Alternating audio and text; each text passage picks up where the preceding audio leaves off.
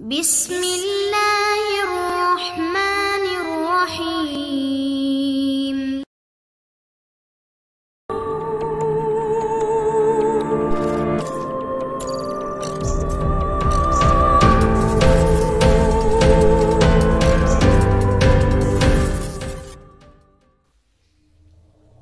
السلام علیکم دوستو، Imran series novel Juliana top action by Mazhar Kaleem and A. اگر آپ نے ابھی تک ہمارے چینل جاسوسی دنیا کو سبسکرائب نہیں کیا تو سبسکرائب کریں اور بیل آئیکن پر کلک کیجیے۔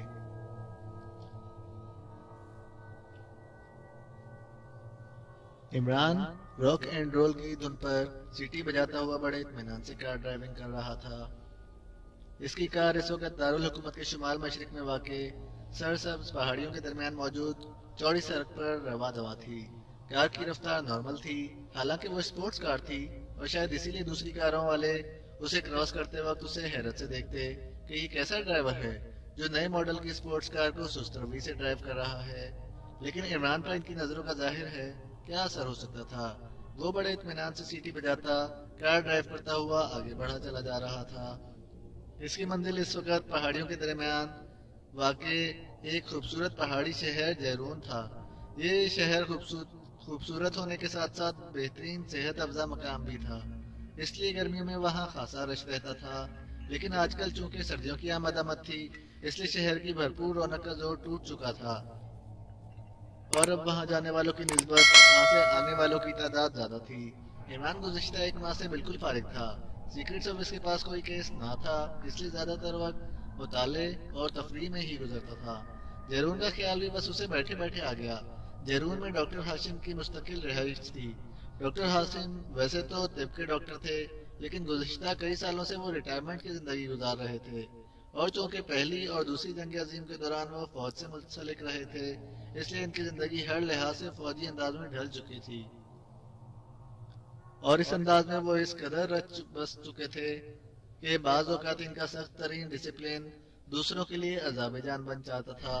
لیکن ڈاکٹر ہاشم کو شروع سے کوڈ ورک میں دلچسپی رہی تھی، اور وہ اپنے کام میں اس قدر ماہر ہو گئے تھے کہ پیچیدہ سے پیچیدہ کوڈ بھی وہ اس طرح حل کر لیتے جیسے اس کوڈ کے خالق ہی وہی ہوں۔ عمران خود بھی کوڈ ورک میں خاصا ماہر تھا، لیکن جب کبھی اسے کسی کوڈ میں شدید مشکل پیش آتی تو وہ ڈاکٹر ہاشم سے ہی رجوع کرتا، اور ڈاکٹر ہاشم بھی اس کی ذہانت کی وجہ سے اس کی بے حد قدر کرتے تھے۔ اور یہ عمران ہی تھا جو انہیں اپنی مرضی سے کنٹرول کر لیتا تھا، اور ڈاکٹر ہاشم کو اپنی انگلیوں پر نچانے کا فن جانتا تھا۔ ڈاکٹر ہاشم نے اپنی لائبریری میں کوڈ ورک پر دنیا کی بہترین کتابیں اکٹھی کر رکھی تھیں، اور ویسے بھی چونکہ اس معاملے میں ان کی شہرت بین الاقوامی حیثیت اختیار کر چکی تھی، اس لیے دنیا بھر سے انہیں مختلف کوڈ حل کرنے کے لیے بھیجے جاتے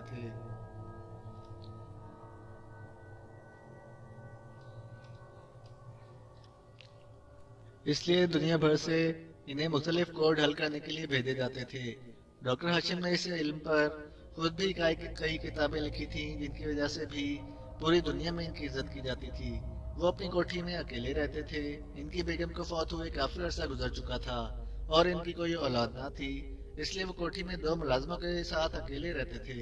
طب کی پریکٹس کے دوران چونکہ انہوں نے خاصی جائیداد بنا لی تھی، اس لیے اس جائیداد سے انہیں اس قدر مستقل کمائی ہو جاتی تھی کہ وہ ٹھاٹھ سے رہ سکتے تھے۔ مستقل رہائش کے لیے انہوں نے جیرون کو ہی پسند کیا تھا، اور وہاں عام آبادی سے ہٹ کر انہوں نے ایک شاندار کوٹھی بنوائی تھی۔ چونکہ ان کا فوجی ڈسپلن اس قدر سخت تھا، اور وہ خود بھی اس قدر روکھے اور سخت آدمی تھے کہ ان کا کوئی عزیز بھی ڈر کے مارے ان کی کوٹھی کا رخ نہ کرتا تھا، اور اگر کوئی بیچارہ جان بچا کر نکل بھی آتا وہاں پر تو وہاں سے جان چھڑا کر بھاگتے ہی بنتی، کیونکہ وہ ڈاکٹر ہاشم کے سخت ترین فوجی ڈسپلن کے شکنجے میں اس بری طرح پھنستا تھا کہ اسے فرار ہونے کی بھی جگہ نہ ملتی تھی۔ یہی وجہ تھی کہ ڈاکٹر ہاشم وسیع و عریض کوٹھی میں اکیلے رہتے تھے۔ ان کے 2 ملازم بھی ریٹائرڈ فوجی تھے، اور ڈاکٹر ہاشم کی طرح وہ بھی فوجی زندگی میں ڈھل چکے تھے۔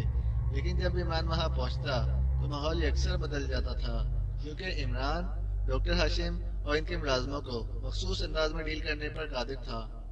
عمران کو بس اخبار پڑھتے پڑھتے ڈاکٹر ہاشم کا خیال آ گیا۔ طویل عرصے سے ان سے ملاقات نہ ہوئی تھی، موسم بھی خوشگوار تھا، اس لیے عمران نے کار نکالی اور جیرون کی طرف چل پڑا۔ پہلے اسے خیال آیا کہ وہ ڈاکٹر ہاشم کو فون پر اپنی آمد کی اطلاع دے دے، لیکن پھر اس نے ارادہ ترک کر دیا، جو کہ اس کا مقصد صرف تفریح تھا۔ اس لیے وہ بڑے اطمینان سے کار چلاتا ہوا کہ دیرون کی طرف بڑھا جا رہا تھا۔ عمران کی کار نے جیسے ہی ایک پہاڑی موڑ کاٹا، یک لخت اس نے چونک کر ایکسیلیٹر سے پیر ہٹا کر بریک پر رکھ دیا، کیونکہ موڑ کے ساتھ ہی ایک خوبصورت غیر ملکی لڑکی اپنی پشت پر سیاحوں والا بیگ لادے کھڑی انگوٹھا اٹھا کر لفٹ مانگ رہی تھی۔ لڑکی اپنے رنگ اور چہرے کے نقوش سے ویسٹرن کارمن کی باشندہ لگتی تھی۔ عمران نے جیسے ہی کار اس کے قریب روکی، وہ تیزی سے آگے بڑھی۔ مجھے جیرون جانا ہے، کیا آپ مجھے جیرون تک لفٹ دیں گے؟ غیر ملکی لڑکی نے بڑے مہذب انداز میں کہا۔ آپ کو تو میں کہکشاں تک لفٹ دینے کے لیے تیار ہوں، یہ جیرون تو بہت نزدیک ہے، عمران نے بڑے معصوم سے لہجے میں کہا۔ تو وہ لڑکی بے اختیار مسکرا دی اور پھر اس نے دروازہ کھولا اور سائڈ سیٹ پر بیٹھ گئی، لیکن کار کا دروازہ بند کرنے سے پہلے اس نے پشت پر لدا ہوا بیگ اتار کر اپنی قدموں میں رکھا اور پھر دروازہ بند کر دیا۔ بہت بہت شکریہ، میرا نام میڈونا ہے اور میرا تعلق ویسٹرن کارمن سے ہے۔ آپ کا ملک بے حد خوبصورت ہے اور جیرون کی تو میں نے بہت تعریفیں سنی ہیں۔ لڑکی نے مسکراتے ہوئے بڑے مہذب انداز میں اپنا تعارف بھی کرایا اور رسمی طور پر عمران کے ملک کی تعریف بھی کر دی۔ میڈونا، پھر تو مجھ سے غلطی ہو گئی، آپ خطرناک تو نہیں ہیں؟ مجھے بڑا ڈر لگتا ہے، عمران نے ایک لخت انتہائی خوفزدہ ہوتے ہوئے کہا۔ کیا مطلب؟ میڈونا عمران کے اس طرح اچانک خوفزدہ ہو جانے پر بری طرح چونک پڑی۔ پھر ٹھیک ہے، اگر آپ کو میڈ کا مطلب نہیں آتا تو اس کا مطلب ہے کہ آپ خطرناک بھی نہیں ہوتی ہوں گی، عمران نے بڑے اطمینان بھرے لہجے میں کہا اور کار آگے بڑھا دی۔ اس کا انداز ایسا تھا جیسے یکلخت کوئی محب خطرہ ٹل گیا ہو۔ میں واقعی آپ کا مطلب نہیں سمجھی، آپ کہنا کیا چاہتے ہیں؟ میڈونا نے الجھے ہوئے لہجے میں کہا۔ اچھا، یعنی لفٹ دینے کے ساتھ ساتھ مطلب بھی سمجھانا پڑے گا؟ ٹھیک ہے، ہمارے ہاں میڈ پاگل کو کہتے ہیں اور میڈونا کا مطلب آپ خود سمجھ لیں۔ اور پاگلوں کی دو قسمیں ہوتی ہیں، ایک خطرناک اور دوسری بے ضرر۔ ویسے دوسری قسم میں کچھ میرا شمار بھی ہوتا ہے، عمران نے مسکراتے ہوئے کہا اور میڈونا اس بار کھلکھلا کر ہنس پڑی۔ آپ بے حد دلچسپ انسان ہیں مسٹر، میڈونا نے ہنستے ہوئے کہا۔ علی عمران MSc SC آکسین، یہ ڈگریاں اس لیے ساتھ لیے پھرتا ہوں تاکہ سننے والے کو پتہ چل جائے کہ میں بے ضرر ہوں۔ ظاہر ہے جس نے صرف ڈگریاں حاصل کرنے کے لیے اپنی زندگی کے اتنے بہت سے سال گزار دیے ہوں، وہ بیچارہ اب اس کے سوا اور کر بھی کیا سکتا ہے کہ ایک تعارف کراتے ہوئے ڈگریاں دہراتا رہے۔ عمران نے اس بار بڑے سنجیدہ لہجے میں کہا اور میڈونا اس طرح چونک کر عمران کو دیکھنے لگی جیسے اسے عمران کی ڈگریوں پر ذرا برابر یقین نہ ہو۔ BSc آکسین، تو آپ ڈاکٹر آف سائنس ہیں؟ میڈونا نے حیرت بھرے لہجے میں کہا۔ بس نام کا ڈاکٹر ہوں، جب سے میں ڈاکٹر بنا ہوں سائنس بیمار ہی نہیں ہوئی، عمران نے معصوم سے لہجے میں کہا اور میڈونا ایک بار پھر کھلکھلا کر ہنس پڑی۔ میں واقعی حیران ہوں، DSc جیسی ڈگریاں رکھنے کے باوجود آپ کا مزاج اس قدر شگفتہ ہے، ورنہ خالی MSc کرنے کے بعد لوگ کاٹنے کو دوڑتے ہیں، میڈونا نے سر ہلاتے ہوئے کہا اور اس بار عمران بھی مسکرا دیا۔ کاٹنے تو میرا دل بھی کر رہا ہے، لیکن کار کے اندر دوڑنے کی گنجائش نہیں ہے، عمران نے میڈونا کو دیکھتے ہوئے بڑے لگاوٹ بھرے لہجے میں کہا۔ تو میڈونا کا چہرہ یکلخت گلاب کی طرح کھل اٹھا۔ آپ واقعی خوبصورت باتیں کرتے ہیں، مجھے خوشی ہے کہ مجھے آپ کی کمپنی میسر آئی ہے۔ آپ جیروم میں کہاں ٹھہریں گی؟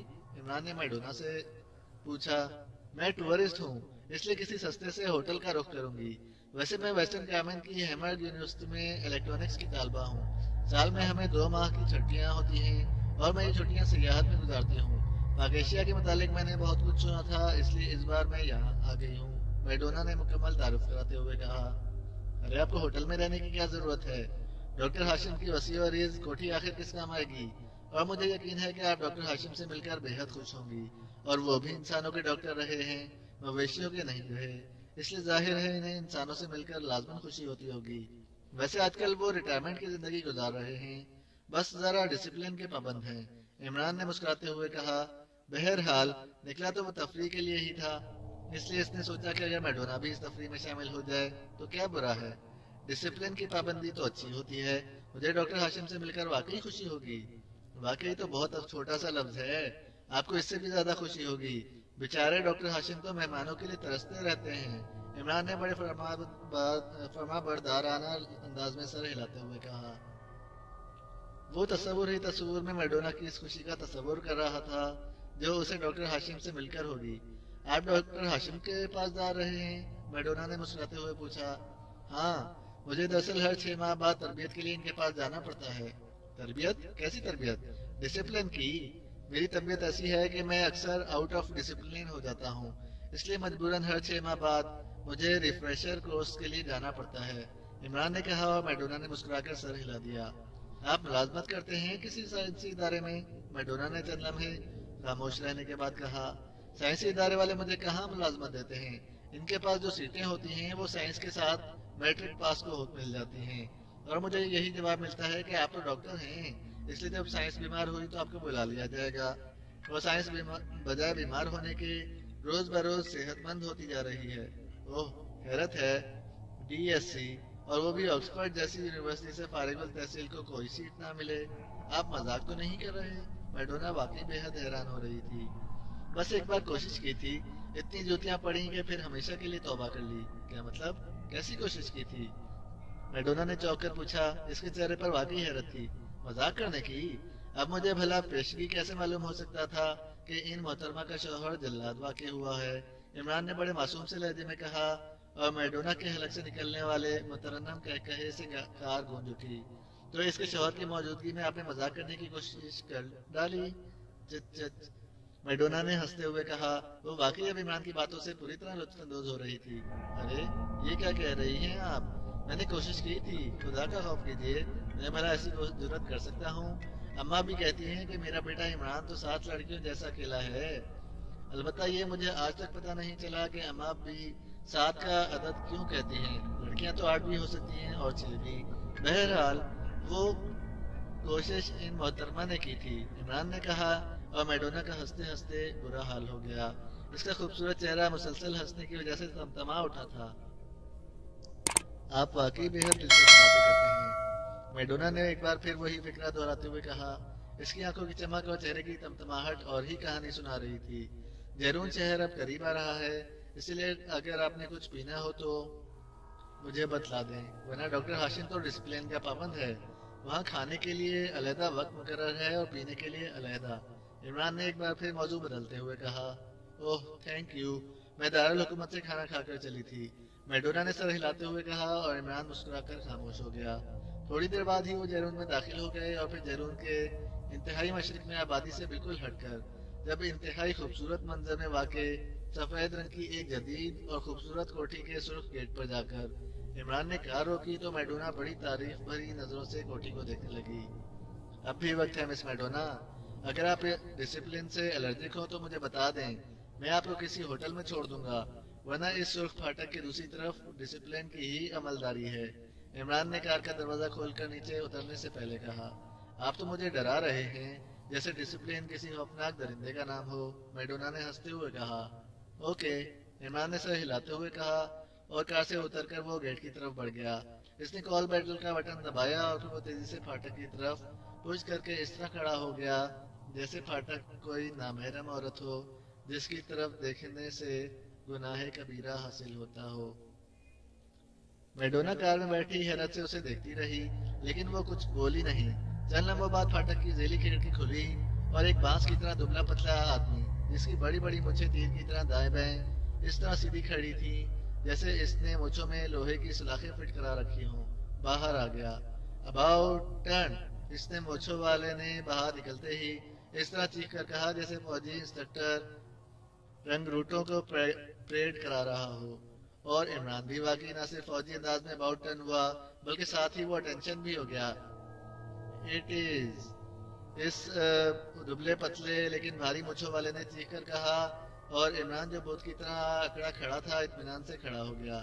رپورٹ پیش کرو جوان، مونچھوں والے نے اسی طرح اکڑے ہوئے لہجے میں کہا۔ جنگی قانون کے تحت کمپنی کمانڈر کو رپورٹ پیش کی جا سکتی ہے جبکہ قیدی بھی ہمراہ ہو۔ یس، تم نے ٹھیک بولا جوان، مونچھوں والے نے کہا اور تیزی سے مڑ کر ایک لمحے میں کھڑکی میں غائب ہو گیا، اور عمران مسکراتا ہوا کار کی طرف بڑھ گیا۔ یہ کیا ہو رہا ہے عمران صاحب؟ میڈونا کے لہجے میں انتہائی حیرت تھی۔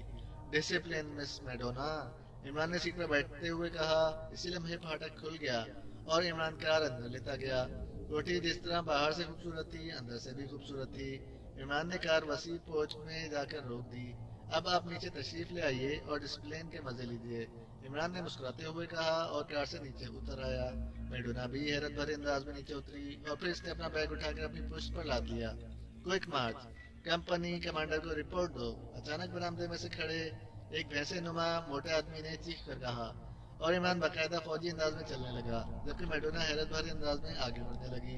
ए लड़की, तुम गैर फौजी अंदाज में चल रही हो, फौरन क्विक मार्च करो वरना कोर्ट मार्शल हो जाएगा। मोटे आदमी ने इंतहाई गुस्सीले लहजे में कहा।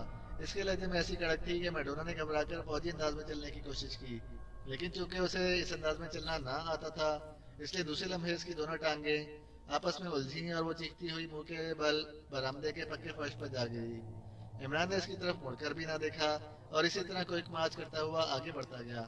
क्या बकवास है, क्या ये सब पागल हैं? नॉनसेंस, मैडोना ने उठकर चीखते हुए कहा। शट अप, अब तुम्हारा कोर्ट मार्शल होगा, मोटे भैंसे ने चीखते हुए कहा और इसने दौड़कर मैडोना को बाजू से पकड़ा और फिर उससे घसीटता हुआ आगे बढ़ गया। मैडोना ने अपने आप को छुड़ाने की कोशिश की, लेकिन इस भैंसे नुमा इंसान ने इंतहाई फुर्ती से साइड में मौजूद एक दरवाजा खोला और उसे अंदर उछाल दिया और दरवाजा बंद कर दिया।